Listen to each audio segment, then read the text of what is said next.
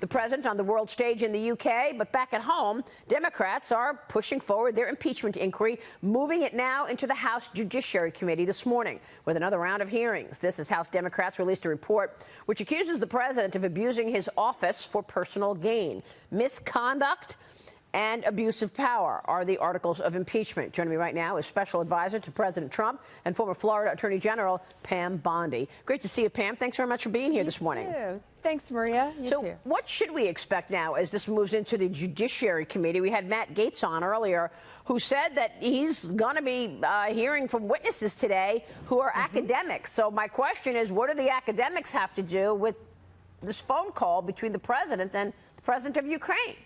Well, and no offense to academics. I went to law school. I loved my con law professor, but we're going to hear a lot of professors this morning, and they're going to opine on what the president did. I think you're going to hear a lot of great cross-examination from Republicans talking about their bias to begin with.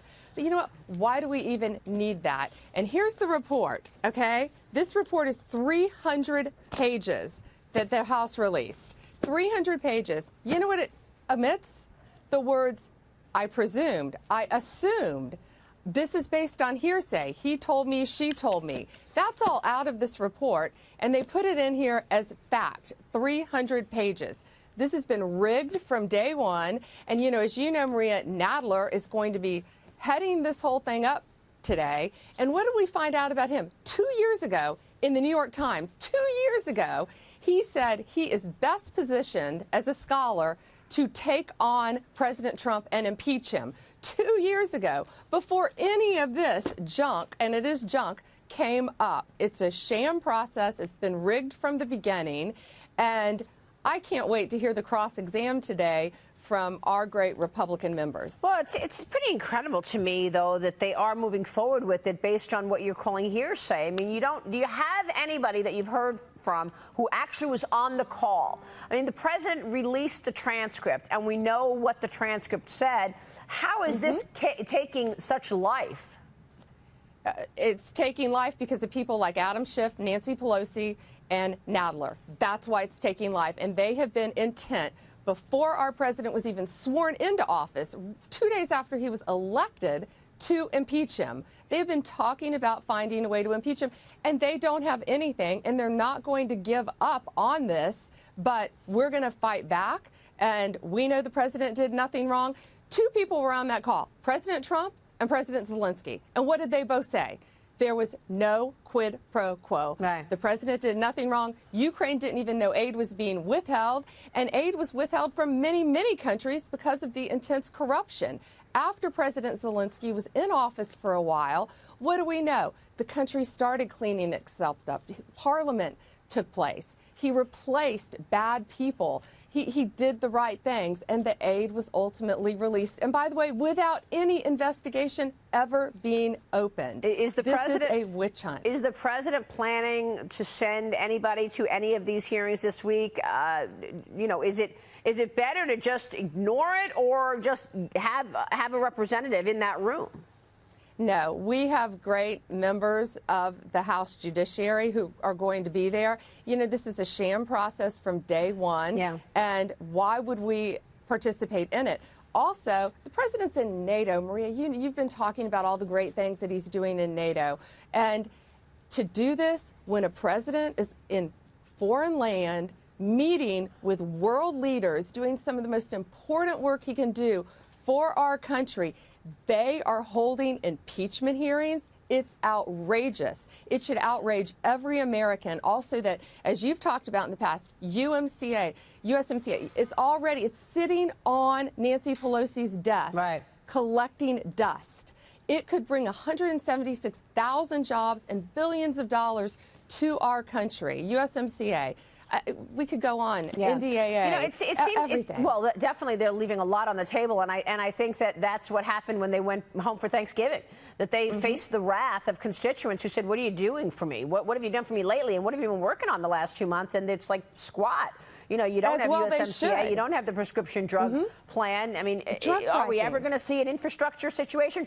It appears to me, Pam, let me get your take on this, that there's a real division within the Democratic Party right now. Because, you know, I spoke with Congressman Jeff Van Drew from New Jersey about a week ago, and he said, I'm a no. I'm voting no on impeachment. And there are plenty of other Democrat colleagues of mine, this is Jeff Van Drew saying this, that feel that we're not getting anything done and that we shouldn't go down this road. And earlier, Steve Forbes mentioned Chuck Schumer. Where is Senator Chuck Schumer as all of this? He's sort of hiding under a rock. He doesn't want to. He doesn't want to be anywhere near this. It seems to me there's a major division going on in the Democrats right now with this. Maria, you're correct. There's a major division, and there should be. First of all, this thing shouldn't even go to a vote. This should be over, finished, done. It should not go to a vote. We all know that, and many Democrats, we're hearing that all the time, that there are so many Democrats who aren't happy with this and are not going to vote for it. Their constituents don't want it. They don't want it. They want to be focusing on things that are important to the American people that we just talked about. So, as to the Republicans, we are more unified than ever. I have never seen such great unity within our party, and that's probably one of the only good things to come out of this. So the President and House Intel Committee Chairman Adam Schiff both spoke out yesterday about this. Let's listen to this. Got to get your reaction. Watch. I think Adam Schiff is a deranged human being. I think he grew up with a complex for lots of reasons that are obvious. I think he's a very sick man, and he lies. The president used his office and his bully pulpit to try to intimidate witnesses. And to my GOP colleagues, they need to consider that when we have a Democratic president, are they willing to say, in answer to their oversight, that a president may simply refuse? You know, I find this so rich, Pam, in the face of what we know took place in the 2016 election. Right. You know, that the waters are continuing to be muddied in every instance where we know we're getting an IG report or we're getting information about this criminal investigation that John Durham is doing, and yet they continue to just push forward on impeachment. Well, Adam Schiff, Jerry Nadler, Nancy Pelosi, they are dead set on impeaching the president. And they don't care. As we know, Nadler's been saying this for years. Before the president took office, they wanted to impeach him. Everything the president said is completely accurate. We stand by all that. Adam Schiff needs to tread very carefully on what he's saying in these ridiculous accusations without fact to back it up against the president of the United States. Because we know the two people on that call said nothing happened. And we know that. Nothing happened. How is this going to play out for 2020? I mean, all these people are up for re-election. Do you think voters are going to vote them out, given what has taken place? 100%. I think they're concerned about that. I think many House members are very concerned about that. They are in very red districts. They are in districts that our president won by a landslide, and they need to be very careful, and they know that. And I think a lot of them, as you said, want to do the right thing. And on the other side, we have a united Republican Party because we know our president did nothing wrong, and our party's standing together, House and Senate, and a lot of House Democrats. Are you sure about that? Do you worry that there are going to be some Republicans that go against the president if, in fact, it does go to trial in the Senate? No, I don't. I think Republicans, all of our Republican senators care about our country.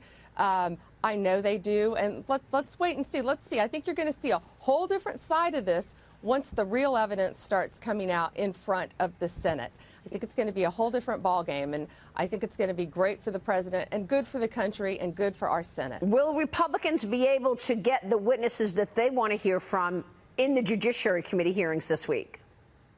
Well, let's see. I don't want to get ahead of this, but, you know, right now today, as you know, we're only hearing from these con law experts, these professors pontificating on their analysis as to what constitutes impeachment. Well, who decided who these academics are?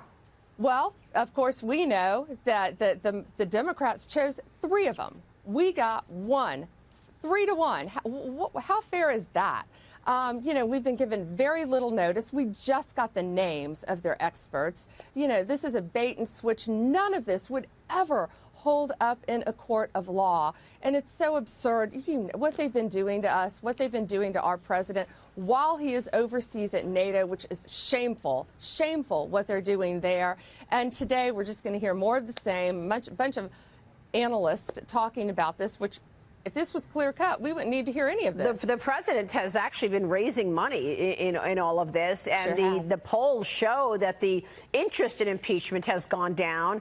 Does that tell you anything about how this plays out over the next year, as Americans are going to go to the polls to elect their next president in less than a year? Americans are smart people. They see through this. They see the waste of millions and millions of dollars that's happening when